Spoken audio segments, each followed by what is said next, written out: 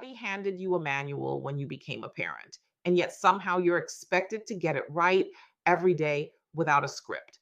What if the problem isn't your parenting at all, but the way we frame the whole thing? This episode sits with a question most people walk right past. What if raising kids is actually a leadership challenge? One shift in how you see your role can quietly change everything for your child, your family, and honestly, for you. If you've ever wondered why some parents seem to get it while you're still figuring out what it even is, you don't want to skip this one. Hey everyone, and welcome back to Impactors Out Loud with me, your host, Tracy V. Allen.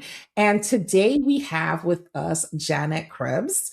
And Janet is going to talk to us about what she does and how she creates impact within her community and the people that she serves. Janet, welcome to Impactors Out Loud. Thank you so much. I'm so happy to be here. I am happy to have you here as well. And I look forward to the conversation. And I know that the audience is going to be able to walk away from this podcast with something that they can wrap their minds around. So, Janet, why don't you tell us how you became the impactor you are today? Like, what is your cause tale? First of all, I love that, the cause tale, because everybody has one, right? I mean, we hope everybody has one if you're an entrepreneur and in business. My cause tale is actually the marriage of my obsession and study of human behavior, and then having access to families and parents for over 20 years as an educator. Prefaced with every single person that I came into contact with as a parent of students had the best of intentions. And one thing that they all had in common was that they were all doing their absolute very best on behalf of their kids. They also had a ton of questions, not the specifics of, how can I help my child with spelling? But I mean, let's face it. You bought a coffee maker, you buy a coffee maker, any appliance, 30 stinking pages of directions. And you bring a human being home from the hospital, let's just say, and you get no owner's manual, nothing at all. And to top it off, you are expected to know how to do everything. Right. And so there's like this disconnect. And so my childhood was really different from the childhood of my students. I was a kid of the 60s and the 70s, independence, latchkey kids, figure it out on your own. And my students just weren't there. And not by the fault of their parents, but just by where we had advanced culturally. Right. So my superpower was enabling kids to do the things that they didn't think they could do, didn't want to do, and their parents would ask all the time, like, how do you get them to do that? And so here I am today, just filling in the gaps for parents and families so that everybody is A, less stressed out, and B, we raise the adults of tomorrow. Right. I don't know if I told you this in our preliminary, but I used to be an educator for over 15 years and I own a micro school. So yeah. So I totally understand where you're coming from. I think some teachers have it and some people don't. Right. Some people are able to get to the kids on a fundamental level and create that connection where the child implicitly trusts them and they can get the child to do things that no one else can get the child to do. Right. Because they feel safe. And I think that's a skill that some teachers just don't have. And some parents, like you said, we didn't come with ONA manuals. Right. And this is not a finger wag. I don't want any of your viewers or listeners to hear you and I having this discussion, in judgment of parents. No, because honestly, we know you're all doing the very best you possibly can. and so this, don't hear anything other than that. It's kind of like a, how am I supposed to know this Mhm. kind of a thing. I'm 62 years old. I've been Mhm. around the block a while. So anyway, thank you for understanding that. Yeah. So yeah. Yeah. So I really like that because I think that teachers like yourself or former teachers like yourself and teachers who can truly connect with the students can create a bridge between them, their parents, and other teachers in their teams, Right. right? Because they are able to talk to, like, basically, I call it talking the language of that specific child. Yeah, Because it's like dealing, I tell people all the time that kids are just small adults. That's what they they are. are. They're small adults. They have personality, they have decision making capabilities, they have their own opinions, right? And they like who they like, and they don't like who they don't like either. So, yeah. I love what you just said. They have their own decision-making capabilities. Mhm. And yet, if I can just dial in on that for just Sure. a second, I'll ask it as a question rather than make a statement. Mhm. How many times do we allow the space for our kids to make the decisions that we need to make? Right? Like, how much autonomy are the parents of today, the last decade, whatever, willing to, how much autonomy do we given them? I'm just going to ask the question. We'll just make it a rhetorical question. However, I mean, I see it. Uh-huh. I'm sure you see it. And Mhm. the interesting thing is that you don't even have to be an educator to notice. Like, I'm a noticer. Mhm. I mean, but look at all of the role models and mentorship opportunities we have in our societies. Mhm. Clergy, athletic coaches, educators, obviously, coaches. Like, there's so much opportunity to have influence over our young people. And we just need to give them the space to Mhm. do exactly that. I Be an think, influencer and then let them grow into it. yeah, I agree with you, but I think what happens sometimes is fear. Because a Oh, yeah. lot of people adult from a space of unhealed childhood trauma. And so if something bad happened to them as a kid, that is how they end up parenting their children. So, yes, we do have a lot of mentors, but I think that a lot of parents are distrustful of these mentors. And I Yeah. would, I'll give you that. And I would Mhm. agree with that. I'll say that with punctuation. I agree with that. Punctuate. Yeah. I think that's what's happening because like I work with nonprofit organizations and quite a bit of those nonprofit organizations happen to be child centered, so education based or mentorship based. And sometimes I'm just surprised, especially in the communities that they serve, that they're having issues getting children in.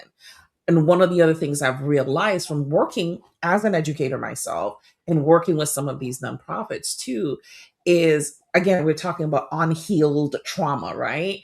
Um, some parents, and I don't know if you've had experienced this as a teacher, I experienced it quite a bit when I was an educator, um, become very envious of you because you have a relationship with their child that they wish that they could have, but are unable to achieve. That's interesting because I've worked in California, I've worked here in Indiana, I've worked Montessori all through adult ed. Mhm. I don't know that I have experienced that. No? And Okay. I think I would notice because I am a noticer, as I mentioned. Right. Uh, no, No? Okay. no. Well, I've experienced that, I've But seen I'll it think happen about with. it. I'll think about it. I'm not going to close the door on that. I'll think about it. Yeah, Uh, yeah, that's interesting. yeah. Because some parents do wish that they can have a, you know, a collaborative, uh, emotional connection to their children, And sometimes it's just friction and they're not able to have it. And to see someone else come in who's a total stranger, who does not do all of the things that a parent is supposed to do for this child, and this child just takes a liking to this person, is always talking about this person at home, parents tend to develop some type of, you know, yeah.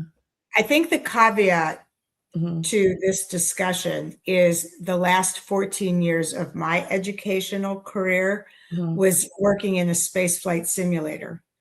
Oh, So I was the cool place where kids got to come uh-huh. and work the curriculum inside of the simulator. Mhm, And my job was to help them be successful in the mhm, simulation. So if it was, let's say, landing on the moon, which is mhm. appropriate for today, if that was the goal of the mission, that was my job. And they all had roles, and failure was an option. Oh, But I only had like 4 hours with them per week? per day Oh, okay. because it was a simulation. They Mhm, came from mhm, all over the state. mhm, And it was, I mean, it was totally, yeah, it was STEM, it was total STEM education, uh-huh, anchored in the life skills, anchored in 21st century life skills. And mhm, so when parents came to watch that and they mhm. watched their kids doing challenging Right. Yeah, experiments that's or different. math, Yeah. and they were like, how does my kid do that? I was like, well, it's part of, they have no choice. Like they want their mission to succeed. Seed, right. Maybe that's why, because it was really situational. Mhm, And so rather than this long, I mean, I did do that, year long with kids, school year, mhm, but the last 14 years was very situational. So it mhm. was like this snapshot. Right. Oh, my kid can do that. rather, rather than how did you get my child to do that day in, day out, day in, day Right, out? right. Oh my gosh, my kid can do that. Look at him. He's a leader. He's doing this. He's doing that. Mhm. Look at her. And it was like this Pandora of, oh my gosh, look who's I been didn't know gatekeeping. he had that potential. Right, right. It was the eye opener. That's Yeah. so funny. I've never really thought about that. I'm so Yeah. glad we're having this conversation. I'm a better human today because of it. Thank you. But you said something I thought that was very interesting. You said failure was an option. Mhm. So that's an interesting statement unto itself. How does failure become an option and not become a negative connotation? Do we have 4 hours or just this We episode? just I got I a know, couple of I minutes. know, right? Like, we could both write a book about this, I'm Right. sure. Uh, I'm not gonna say, yeah, I could make lots of statements about this. Mhm, However, my belief is that true growth stems from failing and mhm, succeeding, but we all know that we learn many more lessons when mhm, we fail. mhm, And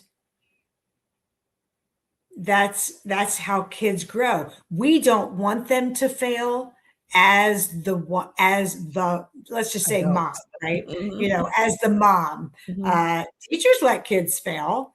It's Yeah. the parents that don't want them to fail. Mhm, Uh, and we can have we I have my beliefs about why that is, mhm, but when we allow kids to fail, feel uncomfortable, uh, not necessarily get it the first time, don't not like we're not born with competence. Competence is a learning curve. So mhm. when we allow for that to evolve, cultivate, that's when true growth happens, and confidence breeds competence. So the end result is so worth it. Yeah, I'm happy you said that because you are right. A lot of us as parents don't want our children to fail. And I'll say probably what you didn't want to say is because it's a reflection on us. So when our kids fail, we take it personal and we failed, right? So a lot of us try to cuddle our kids through those failures and we will do anything to make them look like a success, even though they're failing forward. right? We're not even Yeah. catching them as they're falling. They're just failing forward, and then we put on an air of success for everyone else involved, It's which so is not true. doing any good to the child. Children So need, it's like, for instance, when did it start happening? Is it in the early 2000s? I want to say so. Where everyone was a winner yeah. and participation trophies were being handed Actually, I out. think it was 90, it was the 90s. Was it the 'Cause my 90s? son was born in 92. And we had Yeah. lots of conversations about that. It So was the that 90s into the 2000s. Yep. thousands. Okay. Yeah. And so children, and we can see it in the adults that we have today who cannot take rejection.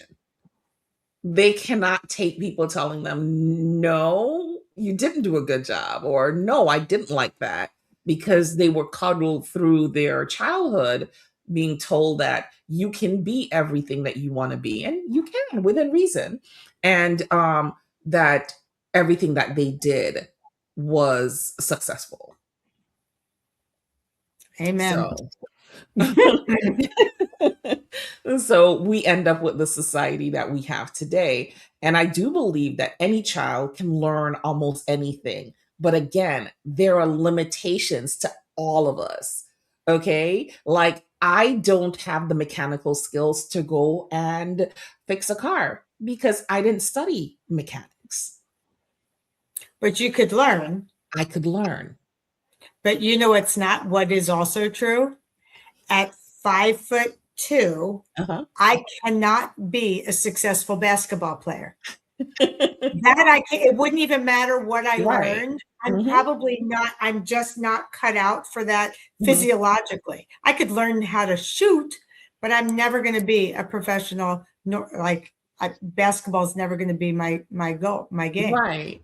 And that's what I want parents to Right. understand. When you say you can be anything that you want to be, then you also have to be very objective about what's happening with that individual child, right? Exactly. They can be Exactly. anything they want to be within this box because that is what their academic achievements are at that moment, or you get them help to get them beyond that box. But just telling them that they can be anything, or they can do anything, or they, whatever it is, pep talk we want to give our kids without context and the resources to accomplish it, to me, is detrimental to a child's mental, physical, and emotional success. 100%.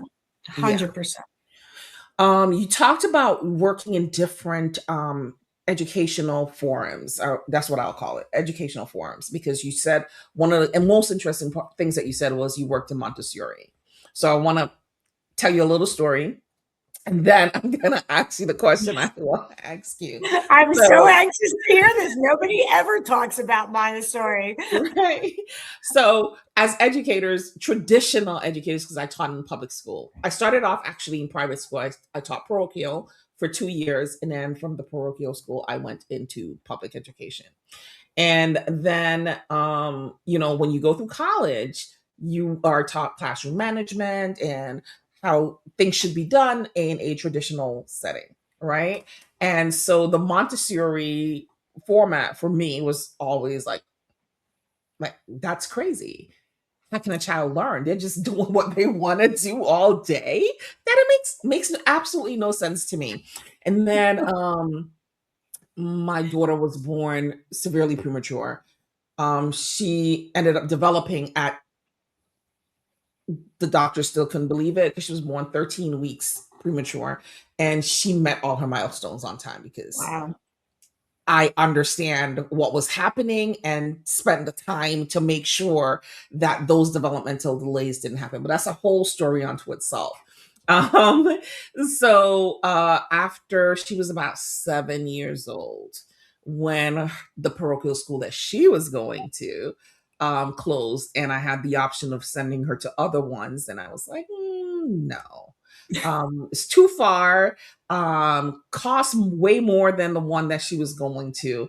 So I looked at the option of homeschooling. And with that, um, try to do homeschooling the traditional way. Because remember, I'm an educator. So I wanted, 90-minute blocks. We do English, then 90-minute blocks. We do math. That's what I thought homeschooling was. And she was frustrated. I was frustrated. The whole thing was falling apart very quickly. And then I learned about onschooling. And when I started reading up about onschooling, I was like, this sounds a lot like Montessori. And I was like, is this what I'm going to have to do? And it took some adapting to for me. She got into it right away. Right. And I saw her flourish. Like everything became a learning activity. Just having a conversation was a learning activity. Going to the grocery store, we would add up the groceries as we're 100%. going and do percentages. And it was such an much easier way to teach. Right. And she was already always like 2, 3, 4 grade levels ahead, depending on the subject area. I graduated her at 14 from high school. So I just want to know what your thoughts are and just kind of tell parents like, how to look and explore and different types of learning styles. So That's so fun. Thank you for recognizing alternative ways of learning, because first of all, I fell into Montessori by default. I moved here to Indiana after having taught in California, and I was not cut out to be a stay-at-home mom. And of course, I'm trying to, break into teaching here, and I was failing. And I found this ad in the newspaper that really dates me, 1997. And I met this woman in the basement of this church program. And she was like, I can't hire you. You're overqualified. And I said, please hire me. I can't, I just need to work. And she's like, but you're the most qualified teacher. Like, we're not even certified teachers and you are. I'm like, I don't care. I got to bring my son and my daughter, and I put her in the little ones program. Right. The son was in my class, and it was magical, Tracy, for so many reasons. However, let's go rewind. I love human observing. And my job as a teacher in Montessori was to observe and facilitate, not deliver content. Was to observe and facilitate. Now, this was like a pre-K age, and like 4 and 5-year-olds. And so just watching, like, if you're finished, they had to clean up. Moving from, you've been here for quite some time. Are you ready to move? It was magical. They had to practically kick me out of there. Like, I was just there, like, it was just like, I was there for fun, kind of.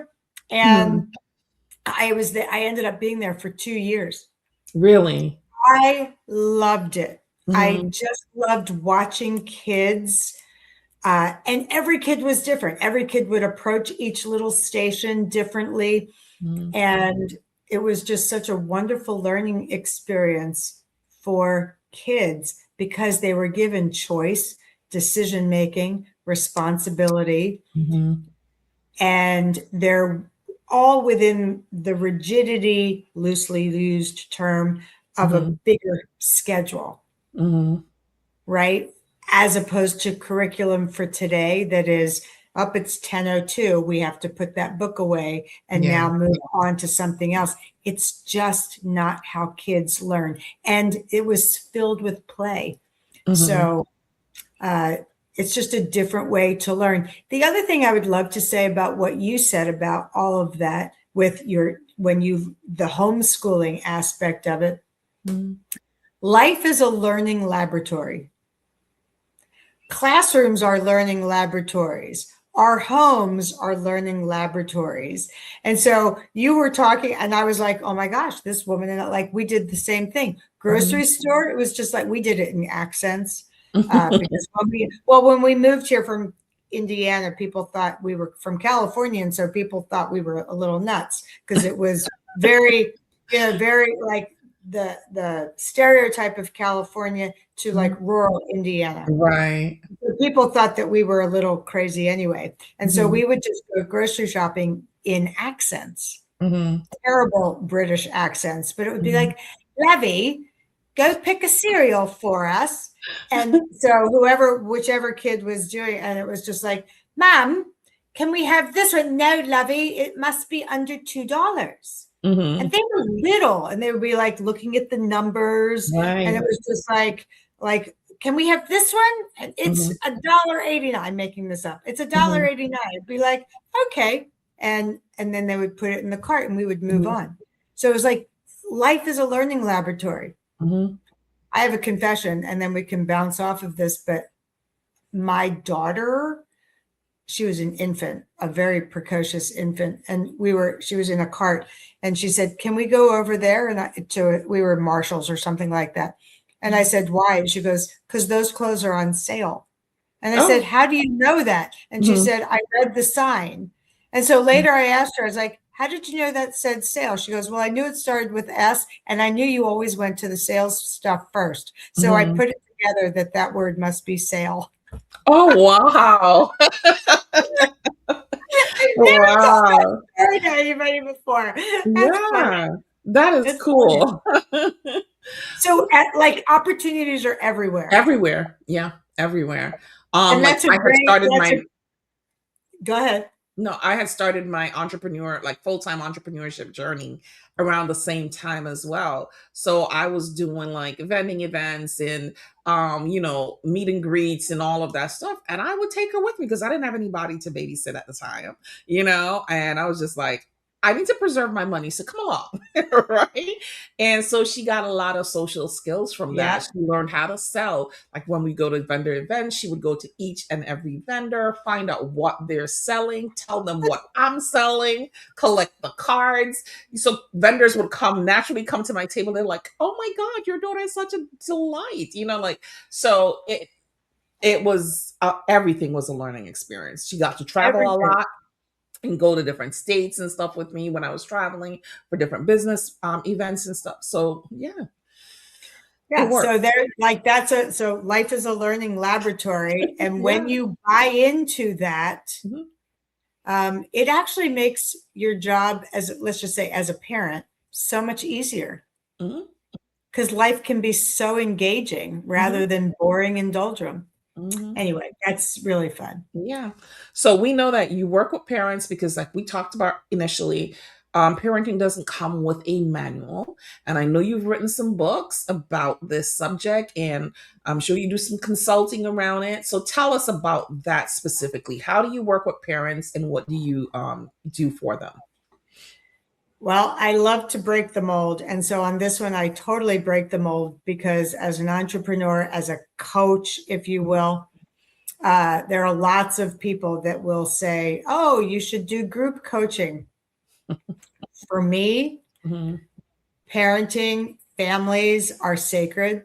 Mhm. And I love working one-on-one. As a matter of fact, I will only work one-on-one with families so that I can, like, if I deep dive with them, we can make transformations so much faster. So that's really how I work with parents. I've got lots of frameworks and some things for them to fill themselves in, fill the gaps for them. But I Mhm. work one on one with families because it's shorter for them. Like they're Right. just getting me one on one. It's like, what are we working on? What's your vision? What's the goal? Let's get to work and do it. Then bye bye. Then you're on your own. I'm always here, but Right. I'm a one on one coach. My clients call me the secret weapon Awesome. for for parenting because the Mhm. kids don't necessarily know I exist. Oh, so you don't work with the kids as well. You just work with the parents I themselves. just work with the parents. My job Okay. is it's kind of like it's biblical. Mhm. I could work with the kids, but I want to empower. My whole philosophy, Tracy, Mhm. is that parenting is leadership. And so when we just make that little shift, Mhm. and when I can help parents step into that posture, Mhm. That's game changing. Mhm.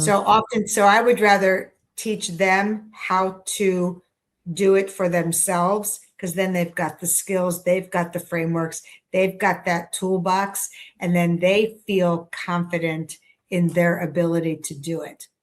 I don't want to be married to them forever. I want them to Right. learn. No, no consultant wants to be married to anybody Oh, forever. At least that's how I run my consultancy too. I can do the work for you, but I'm also going to teach you how to do it for yourself because I don't want you to be dependent on me forever.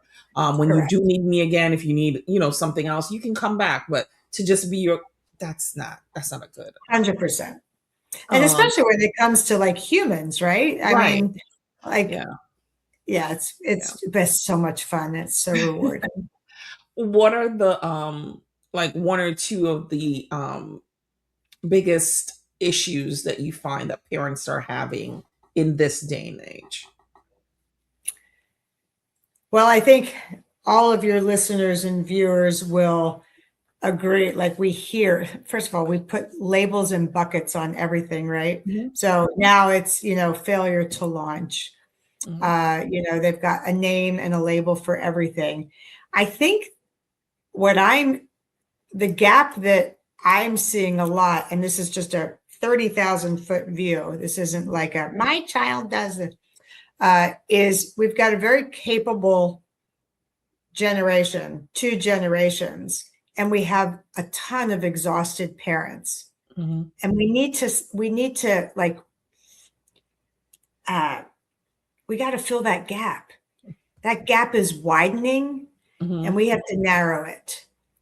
So that is my 30,000-foot view. And then, of mhm. course, the obvious one is kids that are just so plugged in that they Yeah. don't.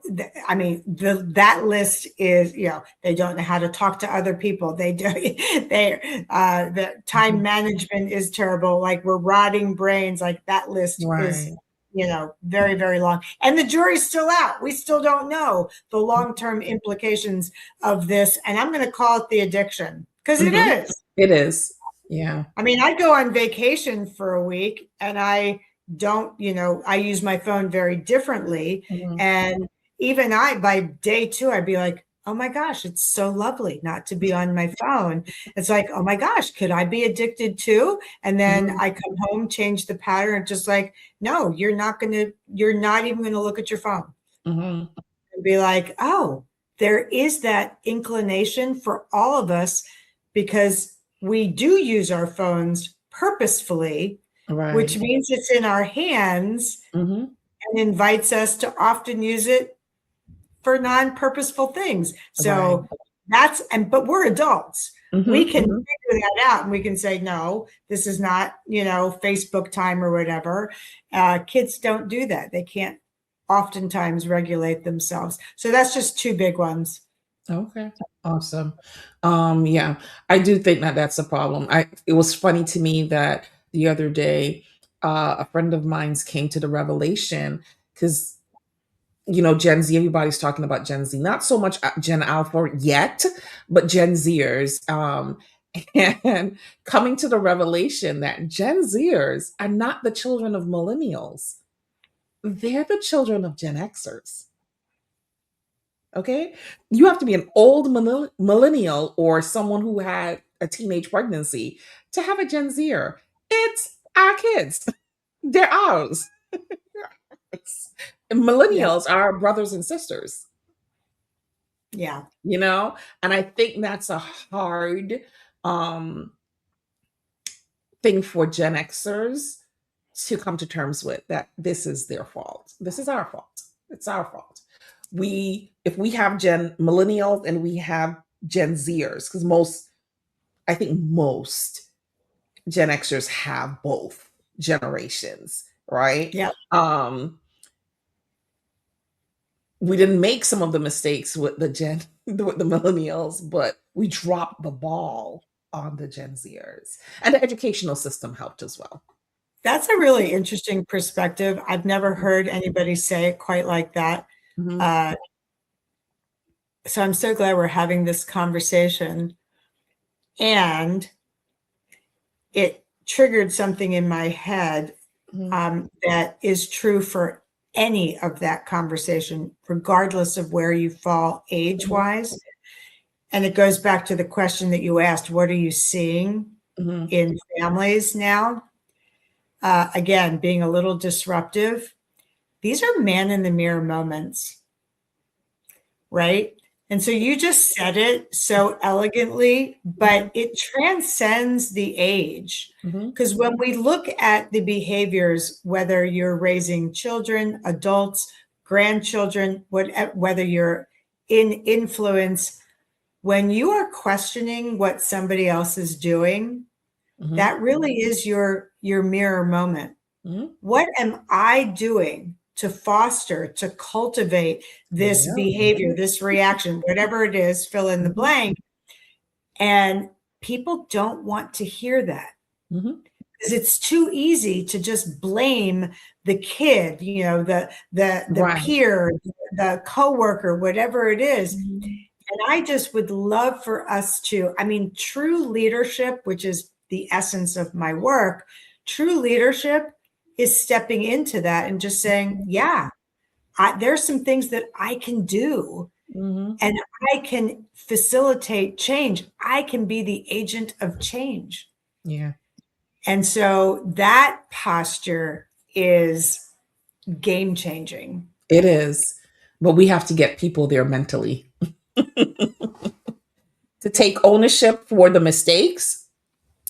Yeah, we have to get people there mentally. And that's the hardest thing that's going to happen. Because again, we go back to the conversation we had earlier. No one wants to believe that they're the failure. The failure of their children are a reflection on them as a parent. So it's kind of like we're going around in circles. It's so funny, you know, it's so individualized because I remember my son, my daughter, you know, they were not perfect kids, obviously. There is no such thing. Right. I don't think I ever, first of all, I saw some of their antics as funny. Other parents didn't think it was funny. I thought it was funny. I just had a really different reaction, but that is one thing I can honestly say. I don't know where that came from, but their failures, their mistakes, their missteps, that was not a reflection of me. As a matter of fact, and case in point, you didn't ask, but my kids did laundry really early because I was that mom, right? And I learned that really early because they went to school looking like the hamper.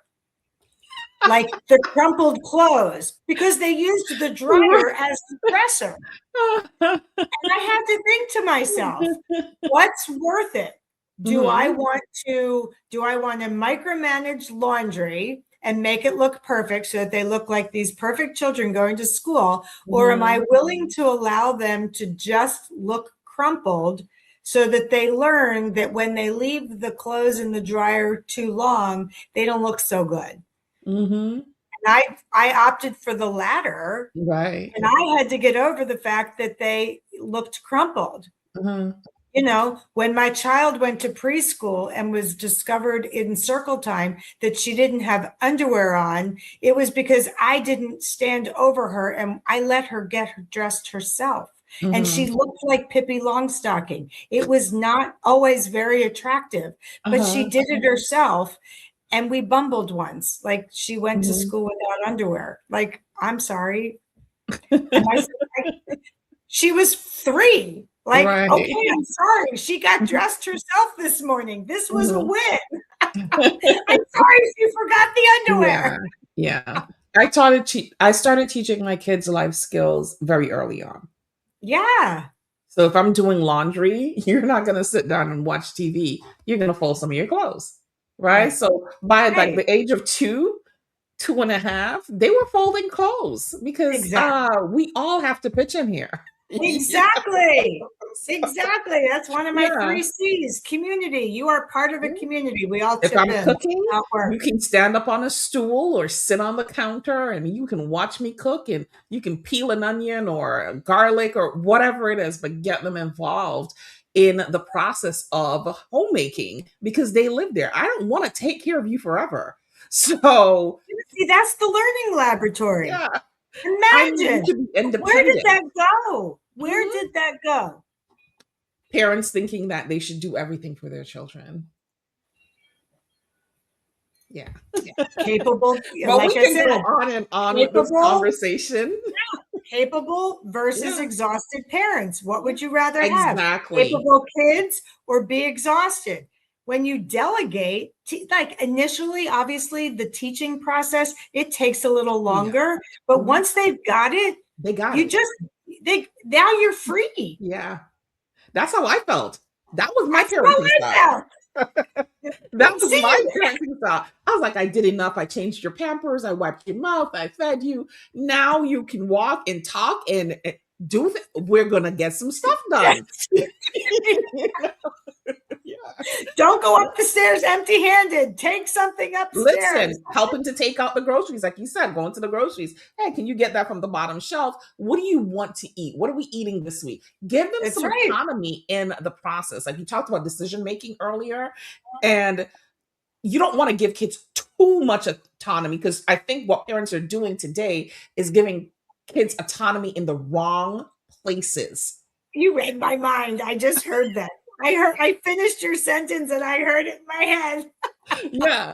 The autonomy that you give your children, decision making skills that you allow them to partake in, need to be, what's the word I want to use? It needs to be within age range. Capable range. Capable range. Yes. Because age is like, you had Yes. a daughter Right. that you said was performing well Yeah. above age, Mhm. appropriate. Yeah.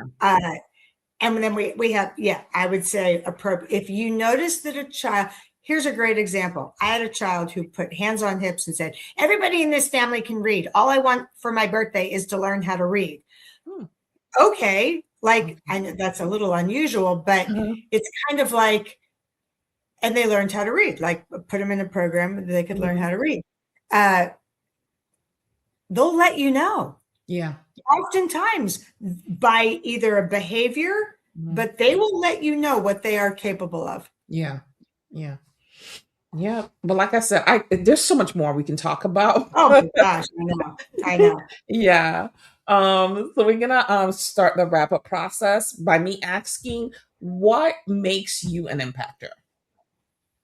First of all, I love that. Like that whole acronym is just Mhm. so great. And I know that's, part of the brand. Mhm. I am an impactor because my purpose is to innovate something that no one's talking about. And that's parenting as leadership. Mhm. And we're not raising kids. We are raising the capable adults of tomorrow. And so the impactor comes like this one shift in our approach has such major impact for parents. And then ultimately it transforms families. Mhm. It's Awesome. just a different conversation. Yeah. And what are 3 impactor tips that you would leave the audience with today? We've alluded to some of them, but Mhm. so let's just land on you are the leader. Mhm. Step into that because family is legacy. That's one. I know it was a long one, but 2 would be you're not doing it alone. Ask for help. You're not expected to know all the answers. And 3 is give yourself some grace and detach from the perfection because it Mhm. doesn't exist. So just give yourself some grace. Okay. Awesome. Those are 3 very impactful and powerful tips for the audience to take from this. So before we finish, you tell us about your books, how people can find you, and what they can get from you when they reach out to you for some strategies on how to parent correctly or adequately. Okay, so how do people find me? Or Actually, I'm so easy to find. I don't use anything fancy. I could. I mean, my business name is Raising Independence, but honestly, people will remember Janet Krebs because that's Mhm. what's on the screen. Right. And so if you just Google Janet Krebs, janetkrebs.com is my website. Mhm. You can reach me on social media, same name and stuff. I would just invite people to join the conversation. Okay. Reach out. Like, I answer my own emails Mhm. because it's important to me. I never want to lose touch of Mhm. what people are talking about. So I always encourage people, if there's a question, just reach out, email me, ask at janetkrebs.com. Like, I will answer you. Uh, and just help me stay relevant and join the Mhm. conversation. I don't know what all the pain points are for people unless you let Mhm. me know. Okay. Awesome. Janet, thank you for being a guest on Impactors Out Loud. I thoroughly enjoyed this conversation, and I know that a lot of the things we talked about today will definitely resonate with the audience.